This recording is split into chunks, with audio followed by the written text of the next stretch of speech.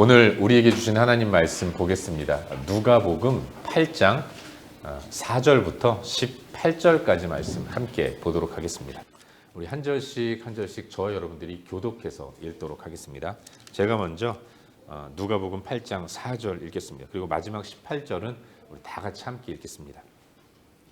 각 동네 사람들이 예수께로 나와 큰 무리를 이루니 예수께서 비유로 말씀하시되 씨를 뿌리는 자가 그 씨를 뿌리러 나가서 뿌릴새 덜어는 길가에 떨어짐에 밟히며 공중의 새들이 먹어버렸고 덜어는 바위 위에 떨어짐에 싹이 났다가 습기가 없으므로 말랐고 덜어는 가시떨기 속에 떨어짐에 가시가 함께 자라서 기운을 막았고 덜어는 좋은 땅에 떨어짐에 나서 100배의 결실을 하였느니라. 이 말씀을 하시고 외치시되 들을 귀 있는 자는 들을지어다. 제자들이 이 비유의 뜻을 물으니 이르시되 하나님의 나라의 비밀을 아는 것이 너희에게는 허락되었으나 다른 사람에게는 비유로 하나니 이는 그들로 보아도 보지 못하고 들어도 깨닫지 못하게 하려 함이라. 이 비유는 이러하니라. 씨는 하나님의 말씀이요 길가에 있다는 것은 말씀을 들은 자니 이에 마귀가 가서 그들이 믿어 구원을 얻지 못하게 하려고 말씀을 그 마음에서 빼앗은 것이요 바위에 있다는 것은 말씀을 들을 때에 기쁨으로 받으나 뿌리가 없어 잠깐 믿다가 시련을 당할 때에 배반하는 자요. 가시떨기에 떨어졌다는 것은 말씀을 들은 자이나 지내는 중 이생의 염려와 재물과 향락의 기운이 막혀 온전히 결실하지 못하는 자요. 좋은 땅이 있다는 것은 착하고 좋은 마음으로 말씀을 듣고 지키어 인내로 결실하는 자니라. 누구든지 등불을 켜서 그릇으로 덮거나 평상 아래에 두지 아니하고 등경 위에 두나니 이는 들어가는 자들로 그 빛을 보게 하려 함이라. 숨은 것이 장차 드러나지 않을 것이 없고 감추인 것이 장차 알려지지 나타날 것이 없는. 함께 읽겠습니다. 그러므로 너희가 어떻게 들을까 스스로 삼가라. 누구든지 있는 자는 받겠고 없는 자는 그 있는 줄로 아는 것까지 빼앗기리라 하시니라. 아멘. 반갑습니다. 복되고 거룩한 주일을 맞이했습니다. 우리 앞뒤 좌우로 인사하도록 하죠. 이렇게 인사합시다. 당신과 함께하니 가문의 영광입니다. 시작. 당신과 함께 예배하니 가문의 영광입니다. 여러분 진심입니다. 귀하고 복된 하나님께서 천하하고도 바꾸지 않겠다고 말씀하시는 여러분과 함께 예배하고 부족한 제가 하나님 말씀을 이렇게 감히 전하는 이것 자체가 저에게는 큰 영광이라는 생각을 자주자주 하려고 합니다.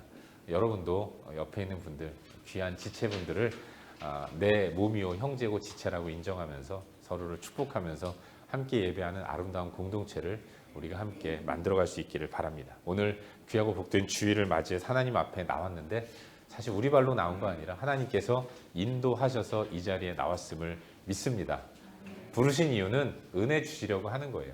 오늘 하나님 말씀을 나누는 짧은 시간 동안 어떤 은혜를 주실까를 기대하면서 말씀에 귀를 기울이는 우리 모두가 될 수 있기를 주의 이름으로 축원합니다. 방금 읽은 말씀 누가복음 8장 4절부터 18절까지의 말씀을 본문으로 큰 무리인가 제자인가 무리인가 제자인가 이런 제목을 가지고 하나님 말씀을 함께 나누도록 하겠습니다. 잘 아시겠지만 우리 예수님이 이 땅에서 3년여의 공생애를 진행하시면서 하셨던 여러 가지 사역을 세 가지로 나누면 첫째는 선포였고 둘째는 교육이었고 그리고 하나는 치유였습니다. 우리 하나님은 가는 곳마다 하나님 나라를 선포하셨어요. 그리고 모인 무리들에게 하나님의 나라의 비밀들을 하나하나 가르쳐 주셨습니다. 그리고 그 가운데 병든 자, 또 귀신 들린 자, 아픈 자, 모든 자들을 치유하시는 은혜를 베풀어 주신 거죠. 예수님은 이 땅에서 선포하시고 가르치시고 치유하시는 사역을 감당하신 거죠. 근데 여러분, 우리 예수님이 이 땅에서 가르치실 때에 그 가르침에 있어서 가장 많은 방법을 사용하신 것이 이 비유였다는 거예요. 우리 예수님은 비유로 하나님 나라를 설명하시는 모습을 성경을 통해서 많이 보게 됩니다. 예수님은 모여드는 수많은 무리들 가운데 하나님 나라를 선포하시고 가르치셨는데 사실 처음에는 모인 무리들에게 알아듣기 쉽게 간결하게 그리고 직설적으로 이렇다 저렇다 말씀하신 거죠. 하지만 어느 순간부터 우리 예수님은 그런 직접적인 방법이 아니라 모두가 다 알아듣기가 쉽지 않은 비유라는 방식을 통해서 하나님 나라를 선포하고 계신다는 거예요. 처음엔 그러지 않으셨는데 어떤 계기를 통해서인지는 모르겠지만 가르치시는 방법을 바꾸셨다는 것을 알 수 있어요. 심지어는 마태복음 13장 34절 말씀을 보시면 비유가 아니면 아무것도 말씀하시지 아니하셨으니 비유로만 하나님 나라를 설명하시고 말씀하시는 모습을 보여주셨다는 거죠. 오늘 우리가 묵상하려고 하는 이 본문에도 비유가 나오지 않습니까? 무려 2개의 비유가 나오게 되는데 우선 4절부터 8절까지의 말씀을 보시면 일명 4가지의 밭의 비유를 기록하고 있습니다. 그리고 그 비유에 대해서 예수님은 제자들에게 비유의 의미를 해석해 주시고 설명해 주세요. 그리고 이어서 또다시 첫 번째 비유를 설명하시고 나서 설명에 이어서 또 다른 하나님 나라를 설명하시는데 이번에도 똑같이 이 등잔불이라는 비유를 가지고 하나님 나라를 설명하고 계신 거예요. 비유로 말씀하시고 그걸 제대로 이해하지 못해서 다시 제자들에게 설명을 하시는데 설명 이후에 또다시 비유라는 방법으로 하나님 나라를 가르치시고 있는 예수님의 모습을 발견하게 되는 거예요. 근데 여러분, 사실 비유는 비유로 말하는 사람이 왜 그렇게 이야기했는지 설명해 주지 않으면 그게 어떤 뜻인지 알기가 쉽지 않습니다. 우리 가운데 간혹 오해하시는 분들이 계신데 성경으로 예수님이 비유로 말씀하시지 않습니까? 예수님이 비유로 말씀하실 때 예수님을 대적하는 바리새인들, 서기관들 이런 사람들은 그게 무슨 말인지 도저히 이해하지 못하지만 예수를 따르는 제자들은 예수님이 말씀하시는 족족 그거 이러면서 다 깨닫고 알았다. 이렇게 생각하시는 건 대단히 커다란 오해입니다. 예수님이 무리들 앞에서 비유로 말씀하셨다면 그 비유의 말씀은 모두가 다 몰랐던 거예요. 당장 오늘 본문도 그렇습니다. 오늘 본문의 내용이 4가지의 밭에 대해서 비유로 설명하시는 말씀 아닙니까? 근데 사실 이걸 도대체 왜 말씀하셨는가? 듣는 무리들도 그리고 듣고 있는 제자들도 처음엔 다 몰랐던 거예요. 우리야 11절 이하의 내용을 통해서 그게 그런 내용이구나. 설명을 들어서 알 수 있지만 처음 예수님이 이 비유의 말씀을 선포하실 때는 그 자리에 있었던 모든 사람들이 다 도대체 저분이 무슨 말씀하시나 알아들을 수 없었던 겁니다. 여러분, 오늘 본문 가운데서 9절과 10절 말씀을 다 함께 읽어보도록 하죠. 9절과 10절 말씀입니다. 우리 함께 읽겠습니다. 시작. 제자들이 이 비유의 뜻을 물으니 이르시되 하나님 나라의 비밀을 아는 것이 너희에게는 허락되었으나 다른 사람에게는 비유로 하나니 이는 그들로 보아도 보지 못하고 들어도 깨닫지 못하게 하려 함이니라. 오늘 본문의 정황을 한번 상상해 보시기 바랍니다. 머릿속을 그려보시기 바랍니다. 예수님이 지나가실 때 여러 동네에서 수많은 사람들이 모였습니다. 모인 사람들이 큰 무리를 이루었어요. 모인 무리들에게 예수님이 4가지의 밭이 있다. 이 이야기를 말씀해 주셨습니다. 그리고 나서 뜬금없이 4개의 밭에 대해서 설명해 주신 말씀하신 이후에 들을 수 있는 자는 들으라. 이렇게 말씀하신 거예요. 그리고 나서 제자들이 그 비유의 뜻을 따로 물어서 그래서 예수님이 대답해 주시는 거죠. 우리 예수님이 당신을 찾아온 수많은 무리들 앞에서 비유로 말씀하셨는데 비유가 끝난 이후에 들을 수 있는 자는 들어라. 그리고 퇴장하신 것입니다. 그리고 그 가운데서 몇몇 사람들, 예수님을 따르는 제자들만 쪼르르 달려가서 예수님 지금 그 말씀하셨는데 도대체 그게 무슨 뜻인지 모르겠어요. 설명 좀 해주십시오. 제자들이 이 비유의 뜻을 물으니 제자들의 부탁을 받고 예수님이 무리들 앞에서 말씀하신 그 밭의 비유를 하나하나 설명해 주셨다는 겁니다.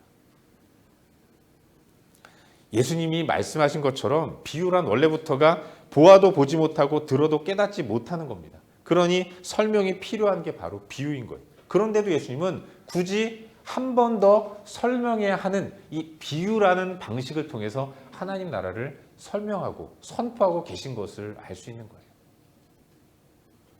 사랑하는 여러분, 정말 그렇습니다. 사실 죄성을 가지고 있는 우리에게는 믿는 자이든 믿지 않는 자이든 주의 말씀이 원래부터 이해가 잘 되지 않는 거예요.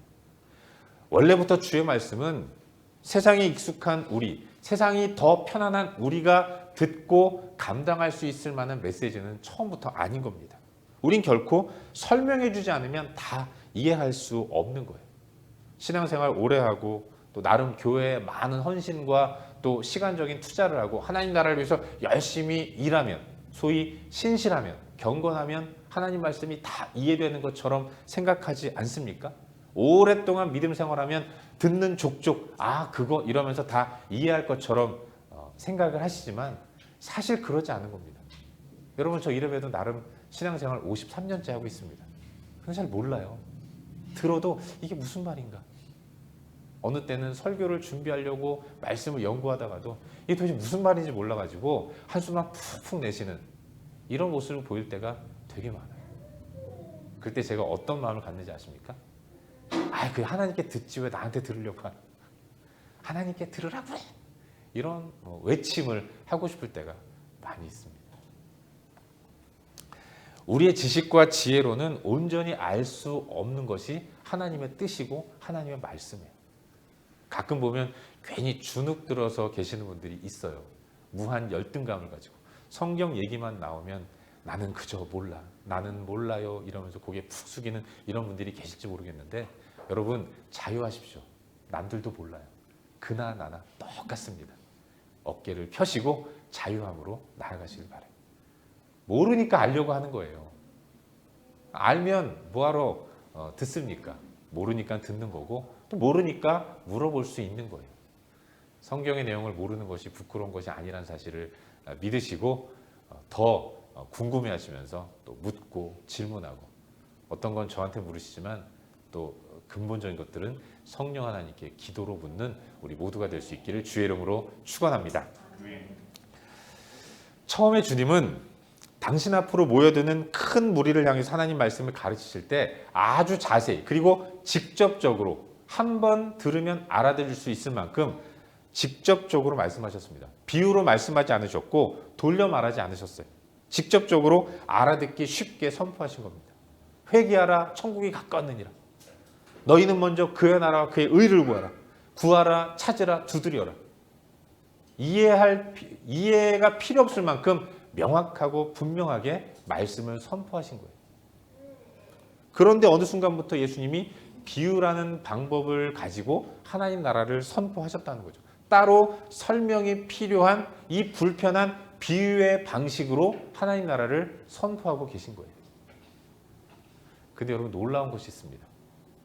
예수님은 획기적으로 가르치는 방식을 바꾸신 겁니다. 근데 놀라운 건 사람들은 이 모든 것들에 대해서 그닥 별로 관심이 없었다는 겁니다.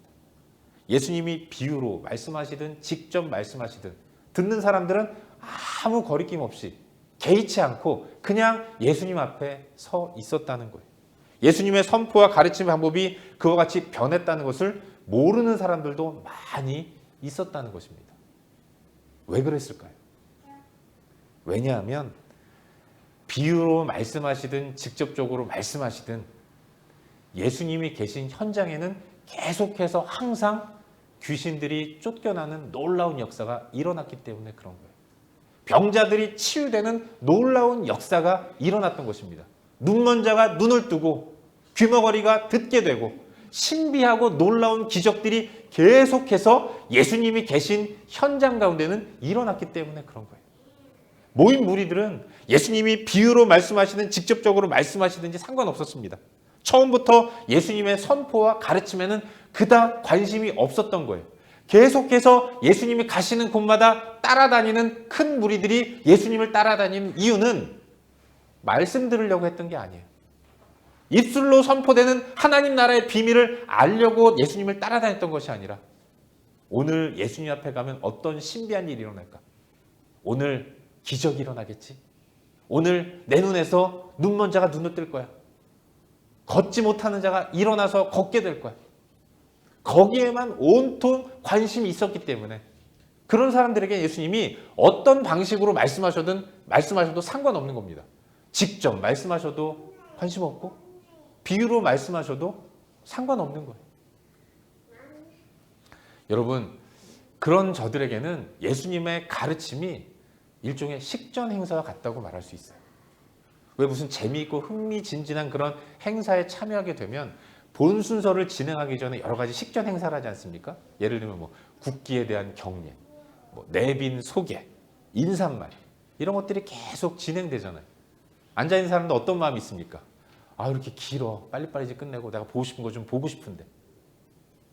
예수님을 따르는 큰 무리들의 마음이 그와 같았던 거예요. 오늘은 어떤 일이 일어날까? 빨리 예수님이 신비한 기적을 일으키시고 내가 눈으로 그걸 목격해야 되는데, 그래서 집에 가서 이 엄청난 영웅담 신비한 얘기들을 다른 사람들에게 입에서 침이 튈 정도로 열심히 얘기해 줘야 되는데, 궁금한 마음에 이제 예수님이 어떤 기적을 일으킬까를 기다리고 있는데 예수님이 계속 엉뚱한 말씀만 하시는 것 같아요. 저들은 시계만 보고 있을 거예요. 언제 끝나나? 오늘 말씀이 좀 기네. 그런 사람들에게는 아무리 직접적으로 말씀하셔도 아무 소용이 없는 겁니다. 처음부터 관심의 방향이 그쪽이 아닌데 거기다 대고 비유로 말씀하셔도 직접적으로 말씀하셔도 무슨 상관이 있겠습니까? 예수를 따르는 큰 무리들의 모습이 바로 그와 같았다는 것을 복음서 전체를 통해서 우리는 발견하게 되는 겁니다. 그래서 주님은 방법을 달리하신 거예요. 비유가 아니고서는 아무것도 말씀하시지 않는 이런 사태가 그래서 빚어진 겁니다. 사랑하는 여러분, 예수님 말씀하실 때 아무도 예수님의 말씀의 의미를 알려고 하지 않았어요. 그런데 누군가는 이 비유가 궁금한 겁니다. 큰 무리들은 비유로 말씀하시든 뭐 직접 말씀하시든 아무 상관이 없는데, 그런데 그 가운데 어떤 사람들, 제자들은 예수님 말씀의 의미가 궁금한 겁니다. 무슨 뜻이지? 왜 저런 말씀하시지? 저걸 통해서 내가 깨달아야 할 것이 무엇이지? 궁금한 마음이 생긴 거죠. 그리고 주님은 그런 자들에게, 궁금함을 가지고 묻고 알기 위해 나오는 자들에게 당신께서 말씀하신 비유의 의미, 그 놀라운 하늘의 신비의 말씀들을 하나하나 가르쳐 주시고 설명해 주시고 깨닫게 해 주셨다는 것을 성경을 통해서 알 수 있는 거예요. 사랑하는 여러분, 예수님 시대에 예수님 주변에는 큰 무리들이 있었습니다. 그들이 큰 무리를 이룬 것은 각자 저마다 이루고자 하는 목표가 있었기 때문에 그런 거예요. 저들이 예수 앞에 나온 이유는 그들 나름의 어떠한 목적을 가지고 주님 앞에 나왔던 거죠.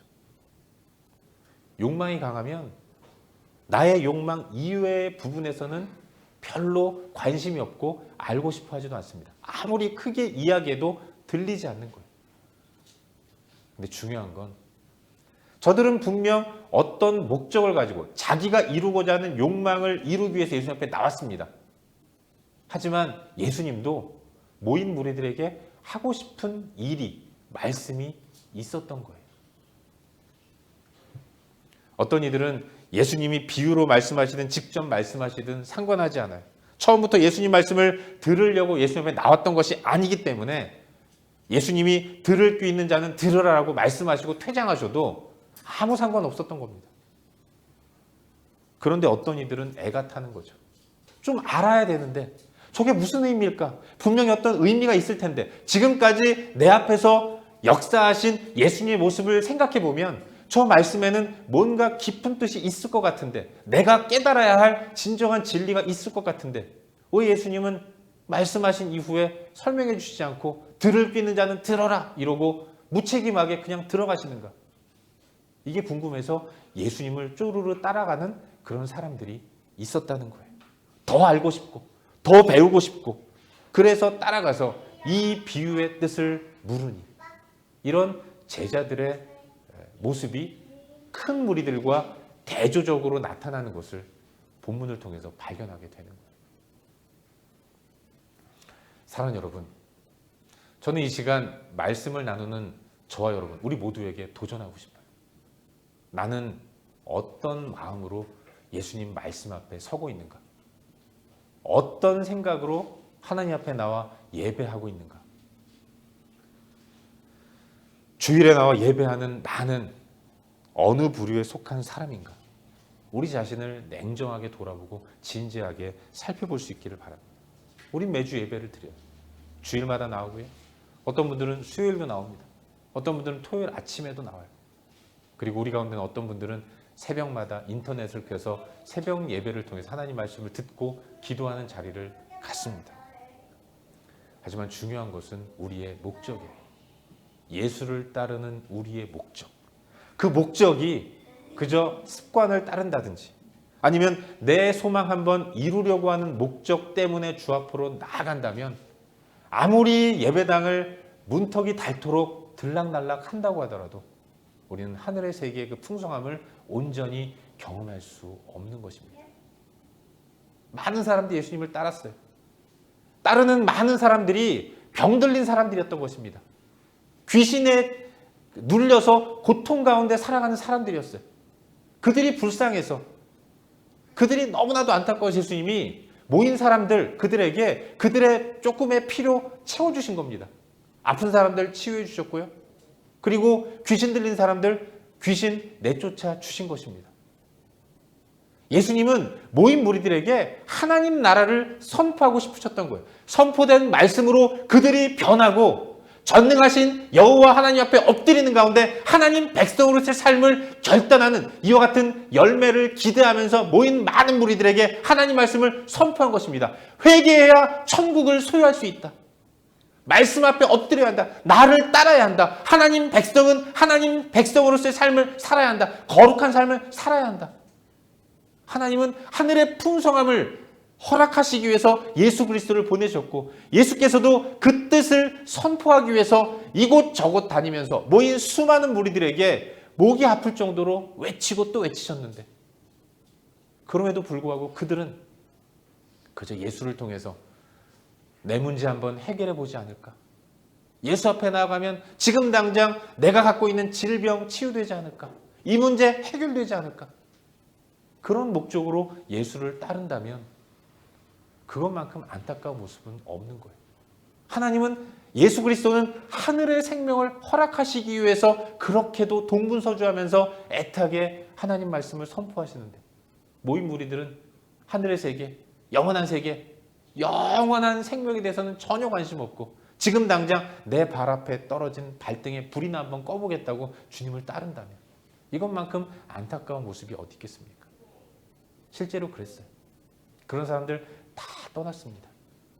예수님 때문에 질병 고쳐진 사람들, 내 가족 중에 귀신 들린 사람이 예수님 때문에 귀신이 쫓겨나는 역사를 경험했지만 그러나 여전히 예수님에 대한 기대가 그런 종류이기 때문에 예수님이 초라하게 십자가에 못 박혀 돌아가실 때 저런 자가 무슨 메시아인가 그러면서 예수를 다 떠났고 심지어는 저 예수 십자가에 못 박아라 못 박아라 감히 저가 입술로 나는 하나님이다라고 하나님의 이름을 모욕하는 신성 모독죄를 지었으니까 저 사람은 죽어 마땅하다.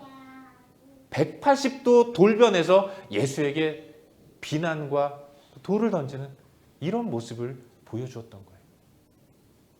지금 당장 눈앞의 문제를 위해서 영원한 세계를 포기하는 큰 무리들의 모습.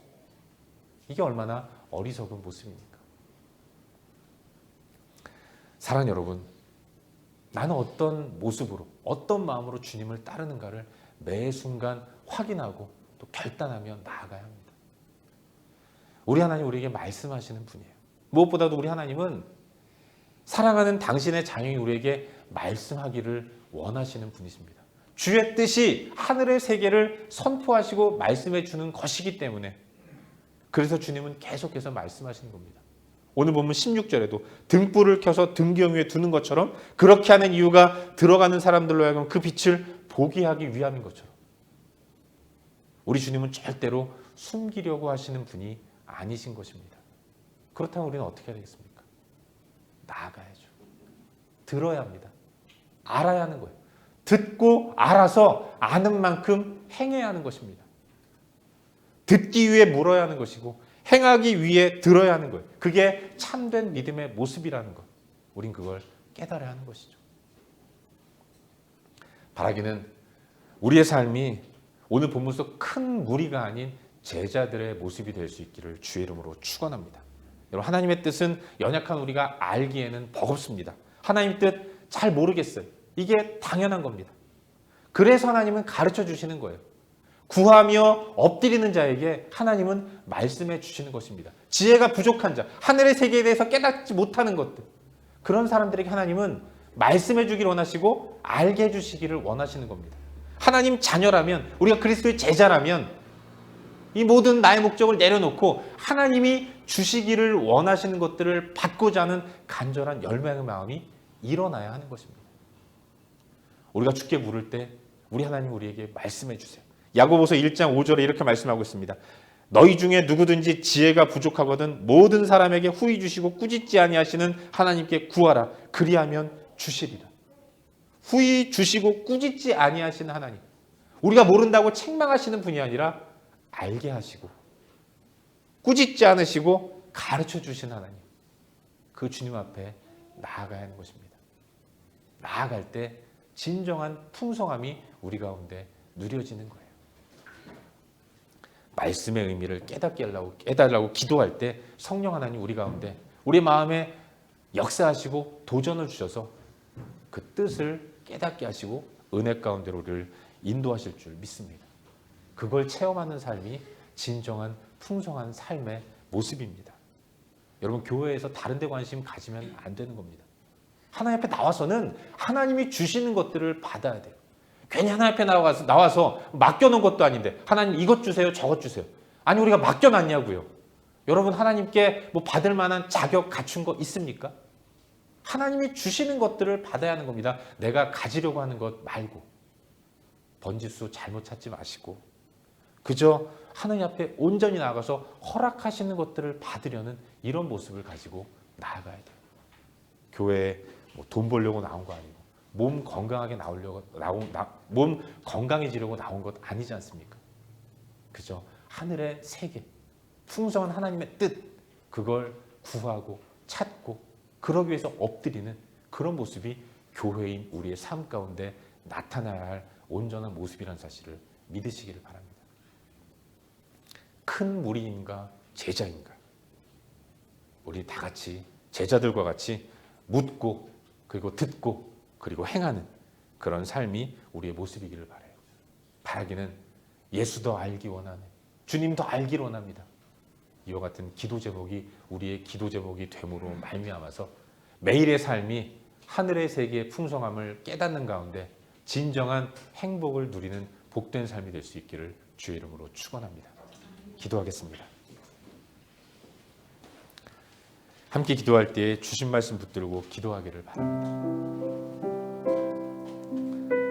사랑하는 여러분, 우리 하나님은 신비한 것들을 신비로만 두시는 분이 아니십니다. 하나님은 우리가 알기를 바라세요. 천국은 침노하는 자의 것이라고 말씀하지 않습니까? 열망을 가지고 더 알기를 바라는 마음을 가지고 주 앞에 나아갈 때, 엎드려 기도할 때, 묻고 또 물을 때 하나님은 알려주세요. 하나님의 뜻에 대한 영적 민감함을 가지고 엎드릴 때 하나님은 우리에게 말씀해 주십니다. 주님께 들어야 돼요. 여러분, 목회자가 이렇게 저렇게 살아야 한다고 말씀을 드리는 것, 그게 오늘 바람직하지 않아요. 솔직히 말해서 이렇게 살아야 한다고 말씀드릴 때 그렇게 사시겠습니까? 제 입장에서도 제가 전하는 말씀이 온전한 진리인지 어떻게 알겠어요? 저 또한 연약하고 부족한 사람인데. 하지만 여러분, 우리 안에 성령께서 계시지 않습니까? 오늘 주신 말씀 도전으로 받았다면 이제 여러분 엎드리셔야 합니다. 말씀을 펴시는 가운데, 묵상하는 가운데, 큐티하는 가운데 그 말씀의 의미가 무엇인가를 깊이 깨닫고 하늘의 세계의 풍성함을 맛보기를 간절히 열망하는 가운데 주 앞에 엎드리는 모습이 우리 가운데 있어야 하는 것입니다. 그걸 체험하는 삶, 그게 풍성한 삶이에요. 우리 함께 기도합시다. 하나님, 내가 큰 무리가 아닌 제자가 될 수 있도록 도와주시옵소서. 하나님을 더 알기를 원합니다. 예수도 알기를 원하는 이 삶의 모습이 이와 같은 것이 나의 기도 제목이 될 수 있도록 은혜를 베풀어 주시고, 일마다 때마다 깨닫게 하신 하나님을 경험함으로 주 앞에 영광 돌리는 복된 삶을 살 수 있도록 도와주시옵소서. 이 시간 주신 말씀 붙들고 한 목소리로 함께 기도하겠습니다. 함께 기도합시다. 존귀하신 아버지 하나님, 예수도 알기를 원합니다. 큰 무리가 아닌 제자가 되기를 소망합니다. 말씀하시는 주님의 은혜를 기대하면서, 깨닫게 하시는 주님을 갈망하면서 주 앞에 엎드릴 수 있도록 인도하시옵소서. 사람에게 듣는 것이 아니라 하나님 앞에 엎드리는 자가 될 수 있도록 인도하시옵소서. 말씀을 펴고 말씀과 씨름하는 가운데 그 말씀이 어떤 의미가 있는지를 알려고 애쓰고 수고하는 그런 복된 하나님의 사람이 될 수 있도록 인도하여 주시옵소서. 아버지 하나님, 주 앞에 엎드리기 원합니다. 진리의 말씀을 사모하는 영을 우리 가운데 허락하여 주셨고, 아버지 그 가운데서 주의 뜻이 무엇인가를 깨닫는 거룩한 주의 백성들이 될 수 있도록 아버지 은혜를 베풀어 주옵소서. 진정한 삶의 풍성함이 우리 안에 누려질 수 있도록 아버지 하나님 주님 역사하시고 주님 인도하여 주시옵소서. 은혜를 베풀어 주시옵소서. 아버지 하나님 함께하여 주시옵소서. 은혜를 베풀어 주시옵소서.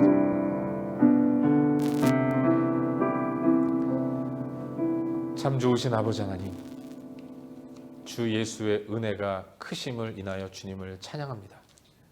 아버지 하나님, 연약하고 부족한 우리의 삶 가운데 그럼에도 불구하고 하늘의 진리를 말씀하기를 원하시는 하나님을 기억합니다. 주의 뜻을 알 때에 하늘의 풍성함을 누리게 될 줄로 믿습니다. 이와 같은 소망을 가지고 매 순간 주님 앞에 엎드릴 수 있도록 인도하시고 말씀과 가까이 하는 삶을 살아갈 수 있도록 은혜를 베풀어 주시옵소서. 늘 함께 동행하시는 하나님을 느끼며 주님께 묻고 주의 말씀을 묵상하고 성령의 음성에 민감하게 반응하는 주의 백성들 될 수 있도록 인도하여 주시옵소서. 이번 한 주간도 그런 진정한 하늘의 풍성함을 누리며 살아가는 거룩한 주의 백성들이 될 수 있도록 역사하여 주시옵소서. 주 예수 그리스도의 이름으로 기도하옵나이다. 아멘.